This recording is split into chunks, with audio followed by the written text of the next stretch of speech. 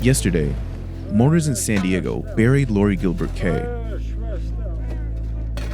She was shot to death on Saturday when a 19-year-old white supremacist attacked a synagogue in the nearby suburb of Poway. In some ways, this attack has brought the American Jewish community together. But it also seems to be dividing it over which side of the political spectrum is to blame for the rise in anti-Semitism.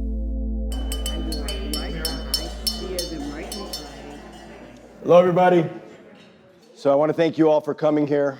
You all know yesterday was a pretty terrible day because we're talking about the growing and virulent nature of anti-Semitism.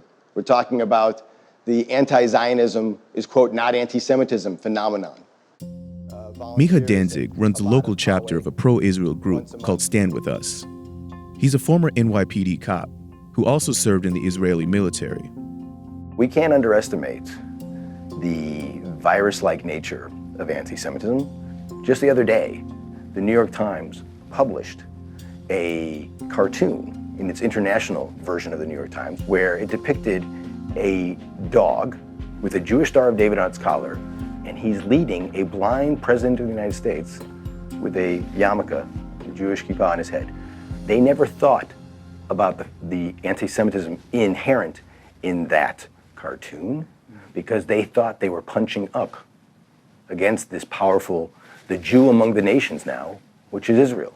On its face, it seems like the person who did this terrible thing on Saturday, I mean, he's pretty clearly an avowed white supremacist. 100%. He's about as far to the right as you can get. And so those two things seem to be fairly different, don't they? Well, I don't believe in far right and far left. I believe in horseshoe.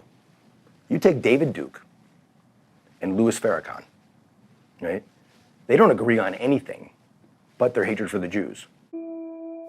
Recently, commentators like Danzig have been pointing to one person in particular as an example of this anti-Semitism. Democratic Congresswoman Ilhan Omar, who's constantly in trouble for making comments about Israel's influence on American policy. I want to talk about the political influence in this country that says it is okay for people to push for allegiance to a foreign country.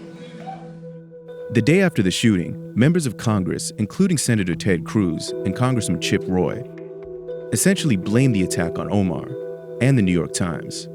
These slurs, whether they're coming from a woman in Congress, right? Or they're coming from a white nationalist in Congress like Stephen King, or they're coming from a guy like David Duke and all the crazy stuff that's on the internet that this kid was obviously soaking in, right? It affects us. It affects us, and it normalizes anti-Semitism. It normalizes the hate that leads people to kill. Is it possible to have a conversation in which you are having a conversation about politics, criticizing the state of Israel, where you're not being anti-Semitic? Of course. You want to criticize a particular policy? That's fine. When you demonize the country that is the only Jewish country in the world, the country where half of the world's Jews live, you're engaging in anti-Semitism. One of the voices pushing back on the attacks on Ilhan Omar was If Not Now, a liberal Jewish group. They accused conservatives of using the attack to try to silence criticism of Israel. Mariama Scott is one of the founders of If Not Now's San Diego branch. I've had lots of other Jews in this city tell me that I'm a self-hating Jew, tell me that I'm just as bad as Nazis because... You said that? Yes, I've had that said to me. And why? Because I criticize Israel, because I'm against the occupation. It seems like a lot of concern is not just about anti-Semitism on the right. There seems to be a lot of concern about anti-Semitism on what people say is the far left. There is anti-Semitism on the left. There's anti-Semitism everywhere. That's true. But to equate the types of anti-Semitism on the left with the types of anti-Semitism on the right is really offensive to me. There's certain kinds of rhetoric that is leading to Jews getting killed. And it's not Ilhan Omar. We're going on this witch hunt after her for maybe a little bit insensitive comment when our sitting president says things like Nazis are fine people.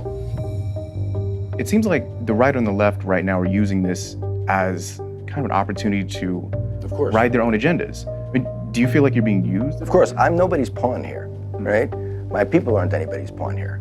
I want a stand against anti-Semitism, period.